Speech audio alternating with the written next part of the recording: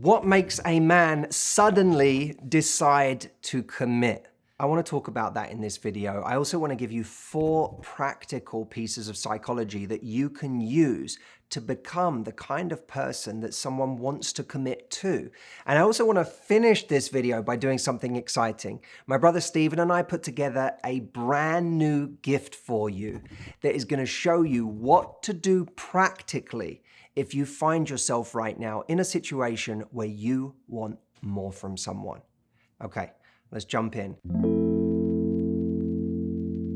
I think there are 2 types of people, loosely, who commit.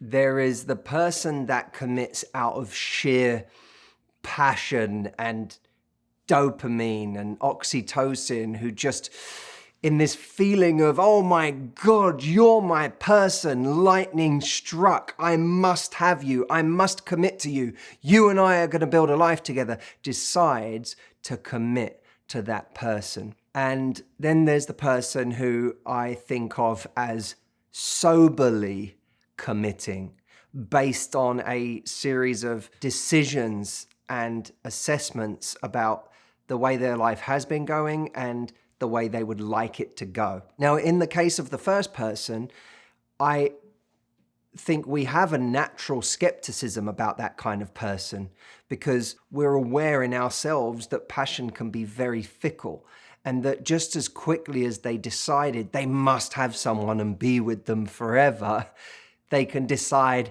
actually, this isn't what I want. Doesn't mean that that couple won't stay together. It's just that we know that that couple still has all their work ahead of them in staying together.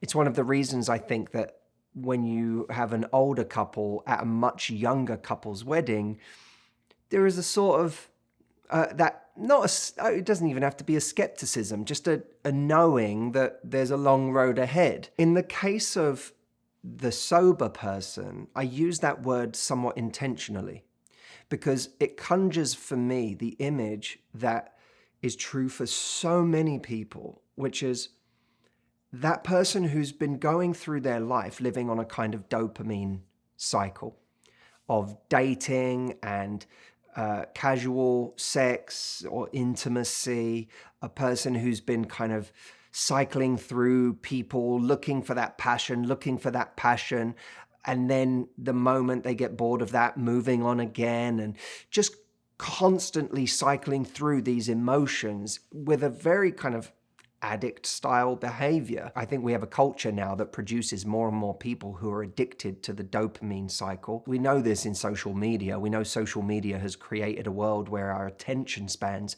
have gotten worse.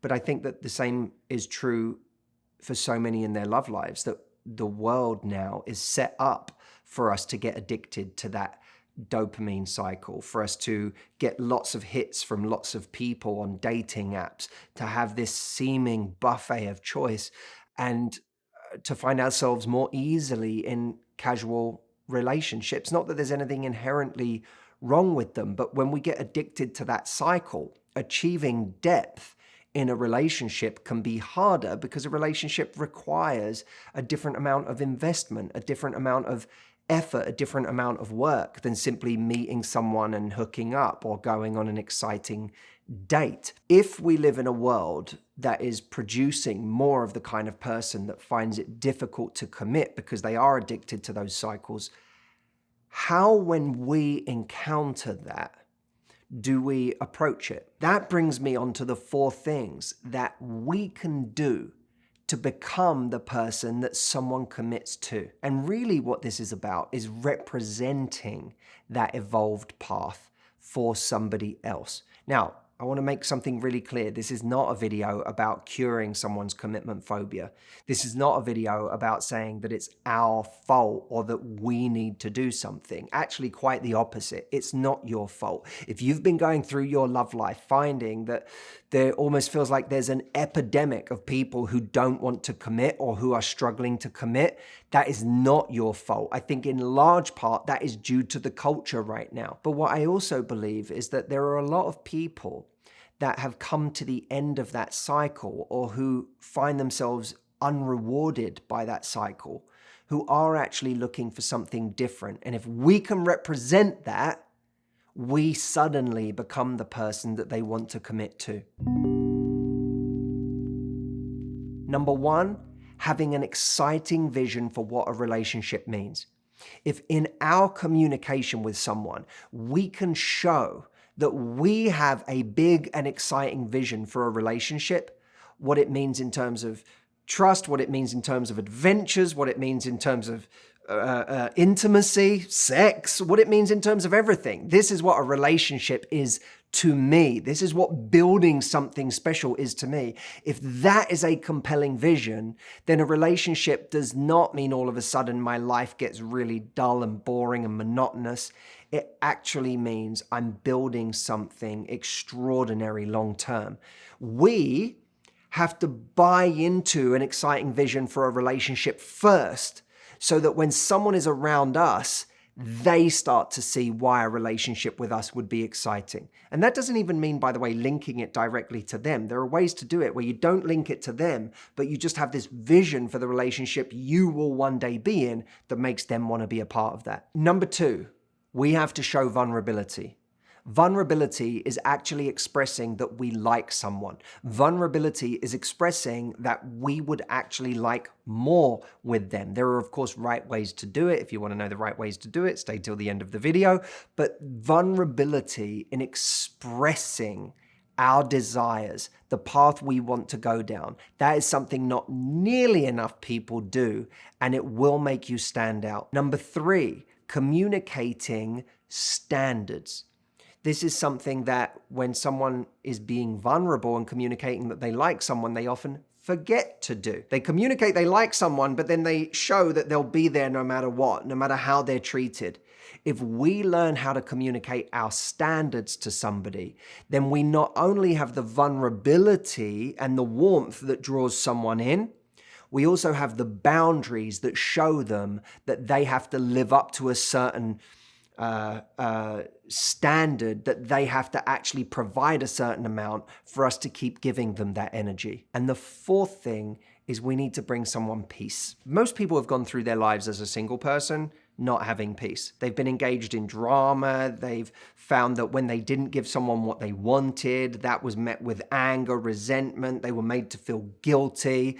All of this drama is a big part of being single. And I honestly believe for a lot of guys, they get to a point in their lives where they find themselves looking for peace. They find themselves looking for a place that they can go where they can actually lower their own nervous system and they can feel different than this frantic kind of volatile energy they've been experiencing for most of their life. If we can represent that peace, then we will stand out. We will be someone that another person thinks, when I'm around you, I just feel better. I feel more at peace, and I want more of that in my life. And that may not be something someone thinks at 21, but at a certain point in their life, when they realize that that's one of the most valuable things, maybe the most valuable thing they could ever have, it starts to become really, really attractive. Now, how do we bring peace to somebody? Is how we deal with ourselves in arguments. Do we show what we think without doing all of the normal things people do in an argument that just amplify the tension? When we say what we want, if we don't get it, do we get angry? Do we get massively resentful? Does it come out in ways that allow them to tell stories about how crazy you were or how over the top you were, or, you know, how you sprung it on them in a really volatile way? Because that's exactly what makes it easier for someone to leave and have a narrative of why they had to leave. Whereas if we just bring peace to somebody, even in the difficult conversations, even when we're asking for more, if we bring a peaceful energy, then when someone walks away, it plays on their mind because they go, well, I'm not walking away because they were dramatic. I'm not walking away because they were super angry and I couldn't deal with it. I'm not walking away because this was a really difficult person who's going to bring a lot of drama to my life. I'm walking away because of me. And that makes someone question it. It makes them have to face themselves. These four things are really, really powerful when done together. But you may be asking yourself, practically speaking, How do I actually use them all? If I have someone in my life right now that I want more with, how do I apply what you've just said, that psychology? My brother Stephen and I told you I was going to give you something here.